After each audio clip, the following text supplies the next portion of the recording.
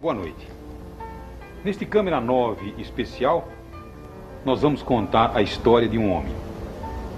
Um homem que escreveu livros e deixou uma obra muito sólida. E essa obra continua até hoje. Esse homem construiu tudo isso aqui nessa região. Mais precisamente, na cidade de Matão, e começou a escrever essa história na passagem do século. Porém, esse homem hoje, ele é mais conhecido na França, na Alemanha, enfim, em toda a Europa, e é pouco conhecido aqui no Brasil. Para ser mais preciso, ele é muito conhecido entre aqueles que rezam na doutrina espírita. Porém, ele transcende, ele suplanta a própria religião, porque a sua obra está apoiada na caridade, na bondade, na persistência e na inteligência. É a história de alguém que escreveu, alguém que deixou muita coisa na sua região. É a história de Cairbar de Souza Chútil, o bom farmacêutico de Matão.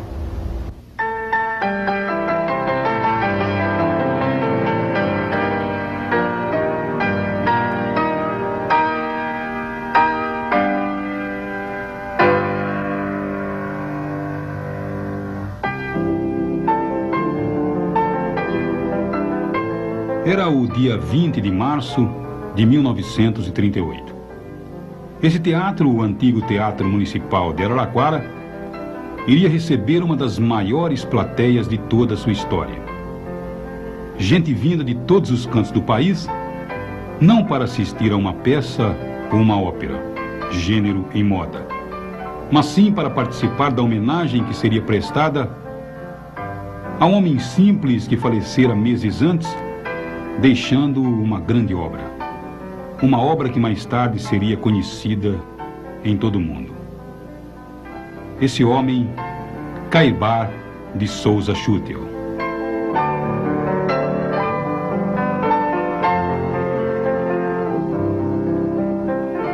A história de Cairbar é um exemplo de bondade e principalmente de amor ao próximo. Ele soube, com toda a humildade, praticar uma das maiores riquezas que o ser humano pode desfrutar: a caridade. As páginas mais importantes da história do seu Chútil foram escritas aqui em Matão. Matão, que naquela época era apenas uma vila bem diferente dessa pujança de hoje. E o próprio Chútil, vejam, ao desembarcar em Matão, disse: Matão. Uma cidadezinha cercada por densa mata, vigiada por cobras, onças e macacos.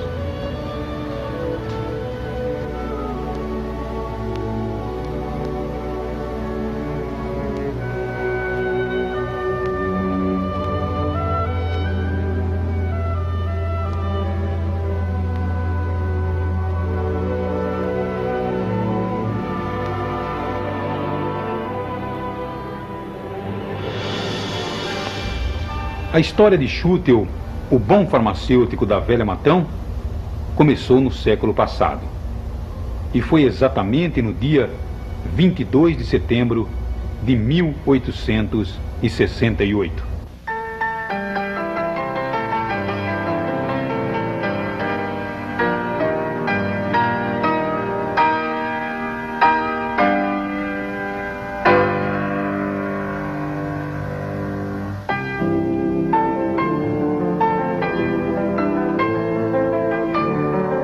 Foi neste 22 de setembro de 1868 que nasceu Cairbar de Souza Chútil. Filho de Dona Rita e Antero de Souza. E o Rio de Janeiro dessa época era assim, cheio de vida, cheio de movimento. A boemia explodia e os cassinos e boates estavam sempre repletas. Era a capital das luzes, a cidade com que todos sonhavam. O pai de Caibar, seu Antero, era um homem bom, mas ele acabou se tornando assim um inveterado jogador, porque o Rio de Janeiro propiciava isso na época, e ele praticamente perdeu tudo que tinha. Não só ele, como a grande maioria das pessoas mais abastadas do antigo Rio de Janeiro, que era envolvido por esse clima que a cidade oferecia na época.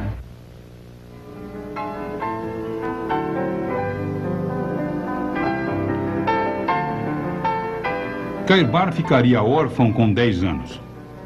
O pai e a mãe partiriam desse mundo no mesmo ano de 1878. O pequeno Schutel foi morar com os avós. Dr. Henrique Schutel, o avô, era um homem rico, porém muito enérgico.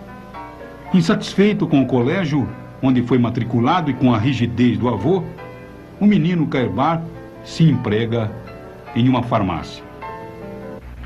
É verdade. O mundo perdia um estudante insatisfeito. Descontente estava com o Colégio Dom Pedro II, muito embora era um dos melhores daquela época. Mas Caibar se empregava como aprendiz de farmácia e estava muito entusiasmado. E isso o mundo ganhou. Sabe, era como se o destino estivesse preparando Caibar para a sua obra. Porque foi através das ciências humanas, ligado à farmácia, que Caibar pôde melhor se preparar para a sua grande obra.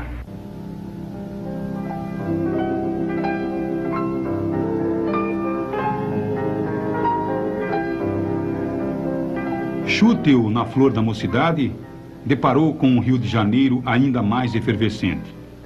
Com 800 mil habitantes, a cidade continuava mais envolvente e cada vez mais afeita aos prazeres. Os cassinos e a vida noturna continuavam influenciando no comportamento da juventude. E Caibar, apesar de ser um dedicado trabalhador durante o dia, parecia propenso a seguir o mesmo caminho do pai, debruçando-se sobre a mesa do jogo. Era o Rio de Janeiro das luzes, era o Rio de Janeiro das praias, o Rio de Janeiro da boemia.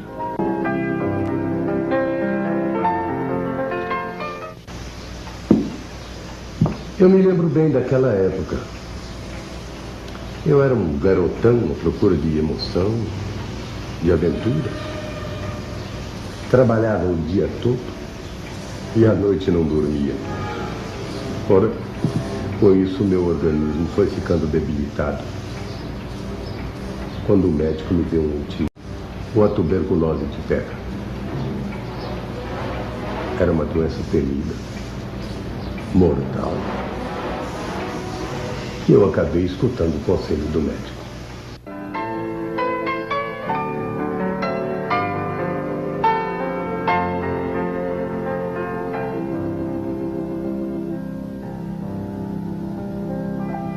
Estávamos nos primeiros anos da década de 1890. Schutel, com medo de contrair a tuberculose, escolheu uma cidade bem distante do Rio de Janeiro. Olhou o mapa do estado de São Paulo e divisou o fim da linha, que naquele tempo era Araraquara, por sinal, a terceira mais importante cidade do estado.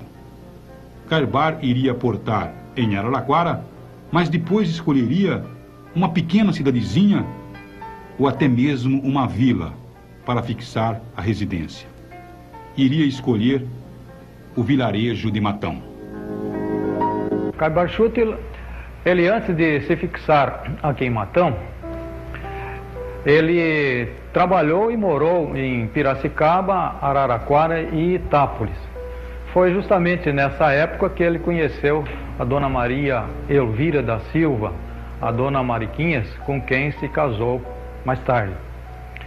E precisamente esse casamento com a dona Mariquinhas evidenciou o caráter humanista de Caibar Schutel. E nós vamos poder verificar isso no decorrer do nosso trabalho. Dona Mariquinhas fora iludida e abandonada pelo namorado. Um fato corriqueiro hoje, mas que naquela época, em uma cidade pequena como Itápolis, era um acontecimento vergonhoso para a família.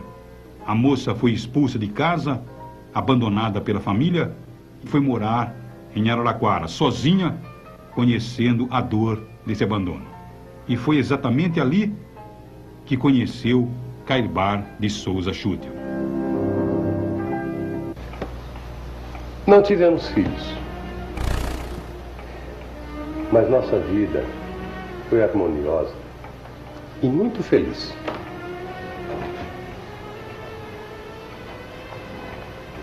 Nos primeiros tempos, vivemos maritalmente. E só mais tarde, isso em 1905, no dia 31 de agosto, quando eu já havia me convertido ao espiritismo, é que foi realizado o matrimônio no civil. Quando chegou aqui na região, Schuttel começou a trabalhar em uma farmácia. E essa farmácia ficava exatamente onde hoje fica a Farmácia Raia, no centro de Araraquara, na rua 9 de Julho, esquina da Avenida São Paulo. Mas a história do velho Schuttel continua. A seguir, você vai ver aspectos da vida desse homem que fazia da caridade a sua prioridade de vida. Como era Matão, onde Schuttel desembarcou? Era uma célula encravada no meio do sertão árido. Mas ninguém melhor do que o próprio Schuttel poderia transmitir aquilo que viu quando chegou. E foi assim que ele escreveu. Foi assim que ele encontrou Matão no começo do século. O nome de Matão era plenamente justificável.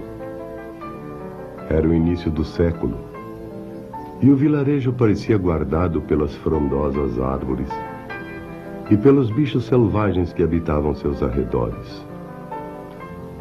Era uma imensidão virgem que dava medo. Foi preciso sacudir a fisionomia da terra com machadeiros broncos e valentes, derribando e fazendo estrondar no seio da floresta abrupta árvores e mais árvores, para que no dia 25 de março de 1895 fosse levantado o cruzeiro no coração do patrimônio, simbolizando o triunfo da vila do Senhor Bom Jesus das Palmeiras do Matão. E foi pouco depois, em maio de 1900, já no limiar do século XX, que a pacatez da vila ouviu, sobressaltada, o primeiro apito rouco da locomotiva de George Stephenson. Rangendo as rodas sobre os trilhos de bitola estreita, ela vinha trazendo progresso, carregando nas costas 2 ou 3 vagões de esperança. Eu quase cheguei com ela. E tudo isso aqui era habitado por uma gente boa e simples, que tinha sobre si a mão de Deus e nem uma farmácia para amenizar a sua dor. Foi exatamente nessa esquina da Rua do Comércio que o velho Schuttel instalava a primeira farmácia em Matão. Essa farmácia está aqui até hoje, preservada pelo seu atual proprietário. Por sinal, nessa farmácia, todos os anos, centenas de pessoas de vários pontos do Brasil e até de outros pontos do exterior chegavam aqui para ver onde Schuttel trabalhava. E tudo está como era antes. Que ano que o senhor adquiriu a farmácia Schuttel? Em dezembro de 1958. E por que o senhor veio mantendo essa preservação espontânea de tudo que pertencia ao seu Cairbar? Não, porque sempre foi uma farmácia tradicional e é uma obrigação, inclusive pelo nome, né, e pela personalidade, de manter essa farmácia no estado atual em que está, para manter as tradições que ele sempre teve. O seu Schuttel, ele faleceu em 1938. Em 38. O senhor adquiriu a farmácia em 1958. 58. 20 anos depois. 20 anos depois. Agora, diga uma coisa, os fregueses ainda lembravam naquela época do seu Schuttel? Sim, muitos vinham perguntar. Tinha muitas fórmulas em sua farmácia? Fórmula D? Sim, ainda há muitas fórmulas e formulários guardados. O senhor manipula algumas ou não? Não, hoje há dificuldade de sais para aquelas fórmulas daquele tempo, né? Quer dizer, não há possibilidade mais. Algumas a gente mantém porque ainda acha alguns sais e alguns líquidos necessários para isso. Agora, o senhor, como proprietário, pensa em preservar eternamente esse patrimônio? Enquanto eu estiver aí, eu manterei da mesma forma.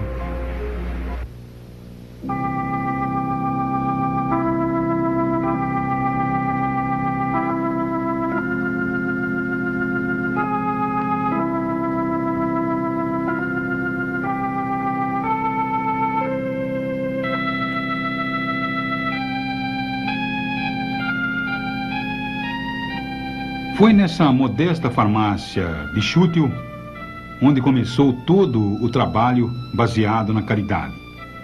No meio do sertão, o médico era raridade. Por isso, o farmacêutico não só fazia as vezes do médico, como também era o conselheiro da família em muitos assuntos importantes. Schuttel atendia a todos com a mesma atenção e visitava doentes nas fazendas, nas colônias e vilarejos.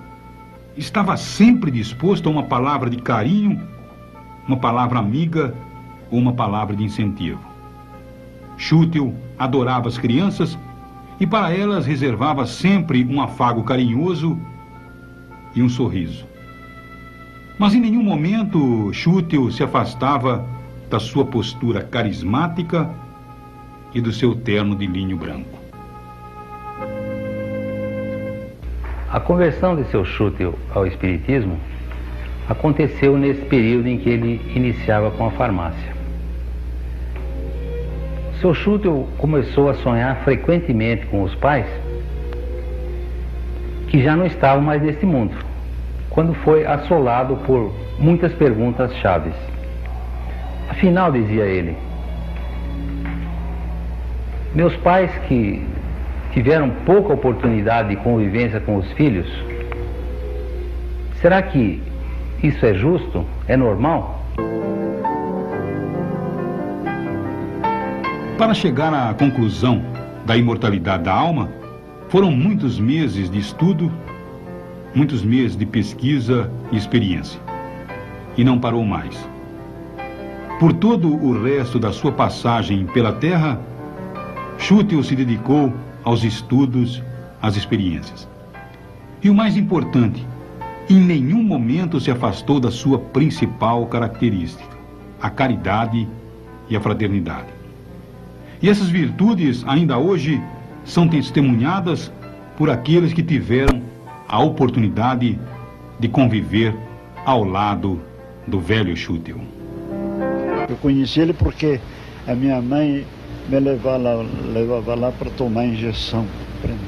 Eu era muito anêmico, então ali estava cheio de criança e adulto. E ele nunca queria cobrar nada, porque ele tinha recurso, compreende? Ele era um homem, eu sei que a farmácia dele não era dele, era do povo. Ele mais trabalhava assim de graça do que cobrava. Viu? Contam os historiadores da cidade fatos que realmente demonstram o espírito evoluído e também impetuoso do seu Schuttel. Uma das histórias que impressionam, entre tantas, é aquela que acabou por fazer Cairbar de Souza Schuttel ser conhecido como o pai dos pobres de Matão. Bem, as histórias são muitas. Esta é realmente marcante. Sempre havia alguém batendo à sua porta pedindo alguma coisa. Alimento, roupa, remédio. E seu Schuttel atendia a todos. Quando não era ele, era a dona Mariquinhas quem fazia a caridade. Para melhor atender a essas pessoas, seu Schuttel mandou construir no fundo de sua casa uma grande mesa, onde diariamente atendia 15 a 16 pessoas com alimentação. E estava lá escrito na frente da farmácia dele, amante da pobreza, e era mesmo. Era amante da pobreza. Eu sou testemunha disso. Ele era extraordinário. A bondade dele era uma coisa fenomenal, vamos falar. sem que elogiar, assim, que eu trabalhei com ele 3 anos só, mas antes já o conhecia, na minha parte da infância, e era extraordinário. Schutel reunia em si todas as qualidades de um grande cristão, sendo ainda um gigante na defesa da sua doutrina espírita. Seria capaz de entregar a sua vida, claro, se preciso fosse. Entregar a sua vida em favor de qualquer pessoa que necessitasse. Mas no momento em que tentasse denigrir os princípios espíritas, ele se agigantava e se defendia com todas as suas forças. Mas não era com a força física, mas sim com a sua força intelectual. Por isso, para abrigar e levar as suas ideias, é que viria a fundar primeiramente o jornal Clarim, depois a Revista Internacional do Espiritismo e finalmente a editora de livros. Tudo foi criado com muito trabalho e muita dedicação. E só essa força pôde vencer as dificuldades e continuar viva até hoje.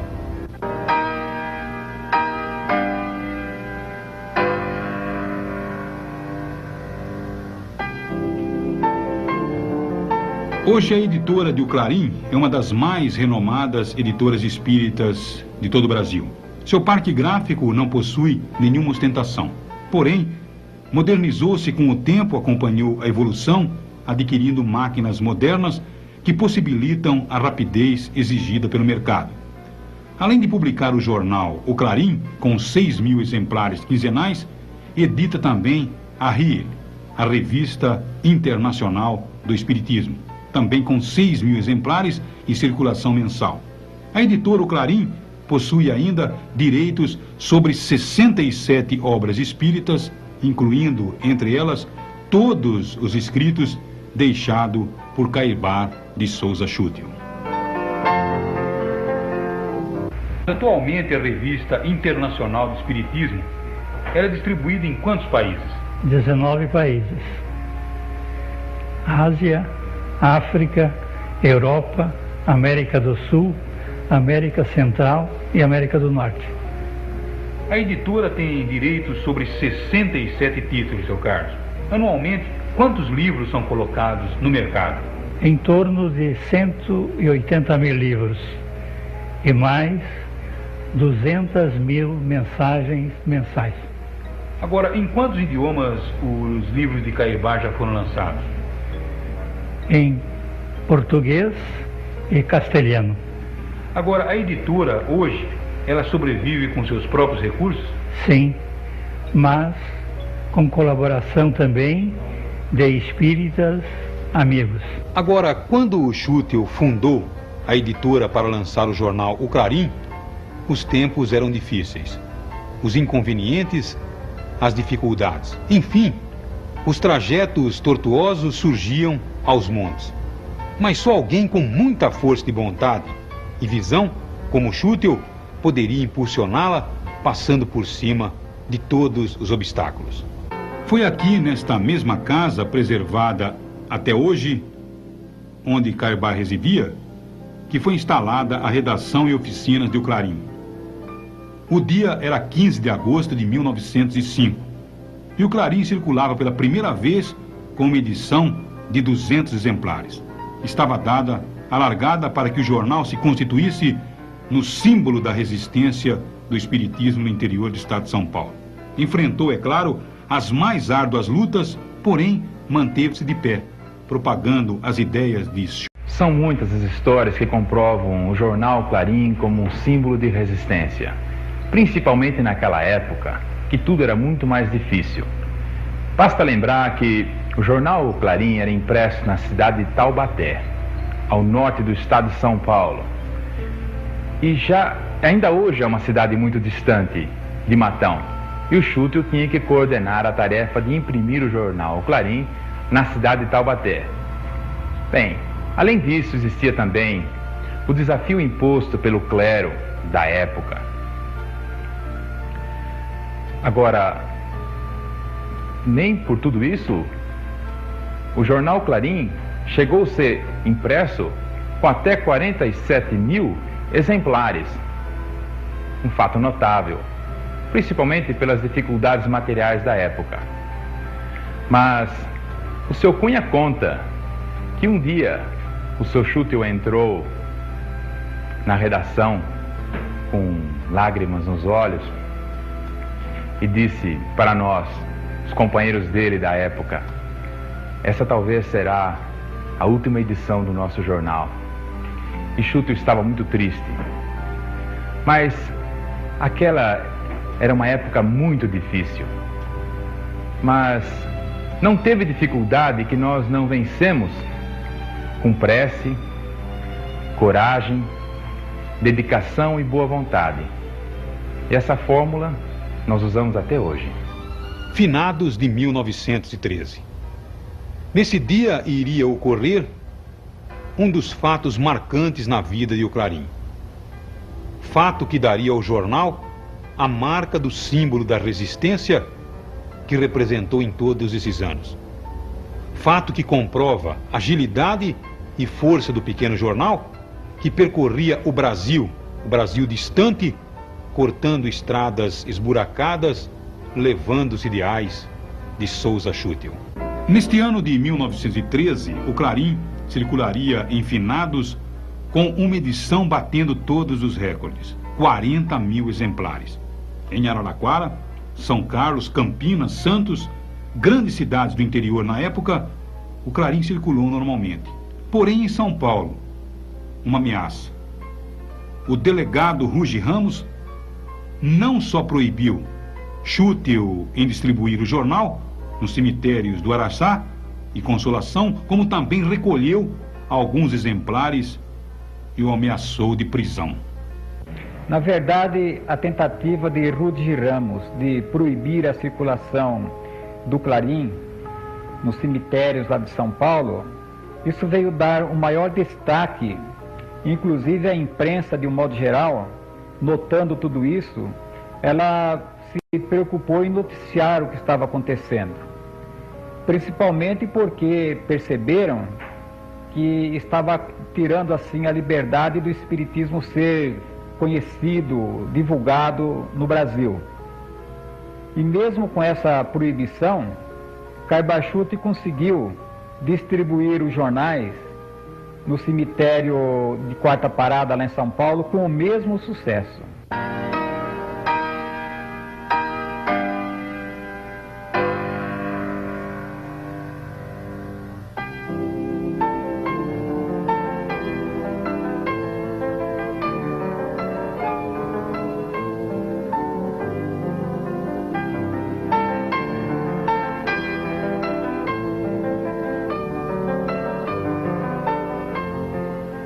Lá pelos idos de 1937, surgiu em São Paulo, capital, um grupo denominado Ação Espírita Paulista.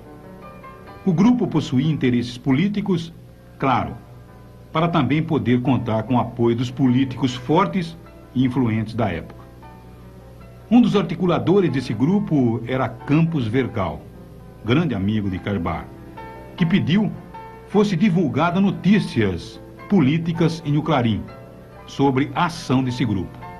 Afinal, as eleições estavam próximas e se a vitória fosse conquistada, a doutrina espírita teria força maior e maior amparo. Neste ponto, diziam que Schuttel era realmente intransigente. E ele teria inclusive dito: não, o Clarim não será colocado nunca a serviço da política. Essa era a sua posição. O velho Schuttel não sustentava interesses e vivia para servir. E tem um outro fato marcante que envolve a política. E esse fato também iria acontecer na vida de Schuttel. Eu estava aqui no meio desta sala, quando chegou às minhas mãos um cartão enviado pelo cientista Ernesto Bozano. Ernesto Bozano era um dos cientistas mais respeitados do mundo. Ele cumprimentava meu arrojo por ter a audácia de enfrentar o sertão bravo. levando à frente os ideais do Espiritismo. Ele havia tomado conhecimento do nosso trabalho através de um artigo publicado na Revista Internacional do Espiritismo. Agora, nessa época, o então presidente Getúlio Vargas iniciara uma grandiosa investida para fechar todos os centros espíritas do país. Aí, só me restava uma única alternativa: enviar a ele o cartão que eu recebera de Bozano. O Getúlio era um grande admirador de Ernesto Bozano. Com isso, imaginei que ele seria sensibilizado e passaria a olhar o Espiritismo com outros olhos. Foi uma intuição que tive. E Getúlio recebeu o cartão. E realmente mudou de ideia. Voltou atrás na sua intenção de fechar todos os centros que se multiplicavam no país.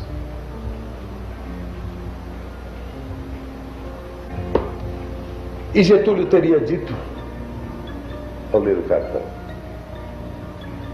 se Ernesto Bozano,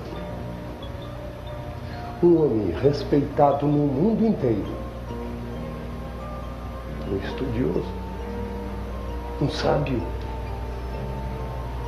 se ele respeita e aceita o Espiritismo, por que nós é que vamos... As principais armas de Schüttel para vencer os obstáculos. Ninguém mais do que ele acreditou que poderia emancipar Matão, dar condições para o seu povo trabalhar e abrir espaço para que a cidade viesse a se constituir nessa potência de hoje. O velho Schüttel talvez não pudesse imaginar que a sua pequena Matão viesse a crescer tanto. Cresceu.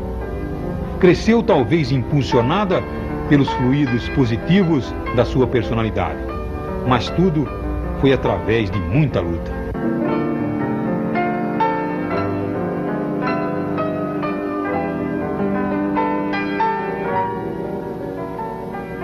A cidadezinha que começava a despontar deixaria o nome de vila e começaria a sua vida independente. Isso no distante 27 de agosto de 1897. E Schüttel seria um dos mais bravos articuladores para a sua emancipação, tanto que seria ele indicado para assumir o importante cargo de intendente.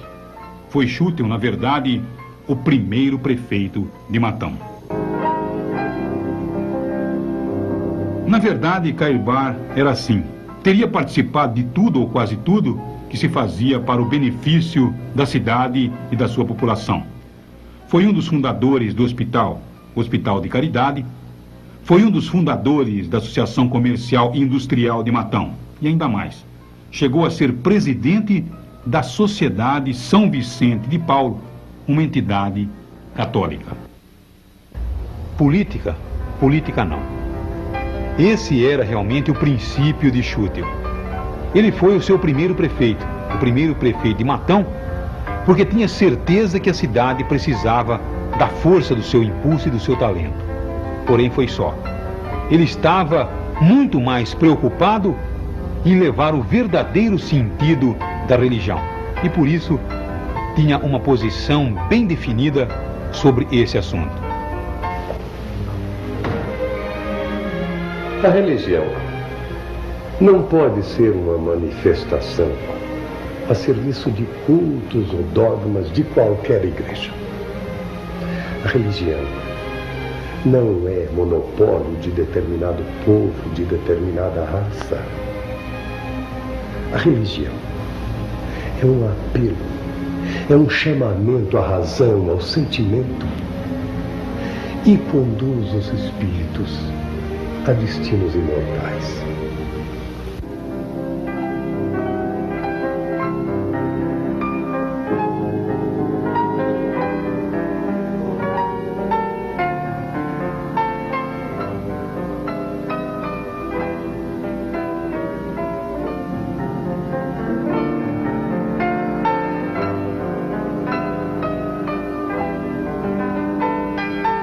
E olha só, quase 70 anos haviam passados e Schüttel mantinha-se fiel ao trabalho missionário. Da redação para as oficinas, das oficinas para o centro espírita. E as visitas continuavam. Apesar da carcaça do velho Schüttel já sentir os efeitos do tempo. Porém, Caibar carregava dentro de si toda uma experiência de vida que já havia passado para artigos escritos em O Clarim e também na Revista Internacional do Espiritismo ou para os seus livros que publicara. No dia 3 de janeiro de 1938, Schüttel quedou-se, e quedou-se de vez, indo para a cama. No peito, um coração doente que dava sinais de fadiga. Era sinal de que o fim estava próximo.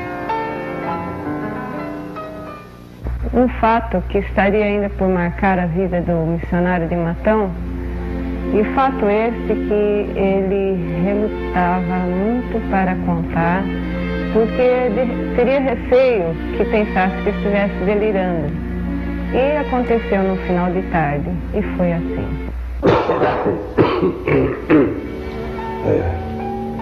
Toninha, minha filha, me desculpe, mas você não sabe o que está se passando na minha alma. O senhor não está bem? Não, pelo contrário. Pelo contrário. Você não pode imaginar a alegria que eu sinto neste momento. Antônio, eu estava aqui relutando se me abria com você ou guardava tudo para mim. Mas a você, amiga de tantos e tantos anos, eu não poderia me furtar a contar. Antoninha, eu vi Jesus. Não fale nada para ninguém, mas eu vi Jesus e ele me consolou. Eu não quero que ninguém saiba, porque eu tenho consciência de que não fiz nada para merecer tanta graça. Mas o fato é que ele me apareceu.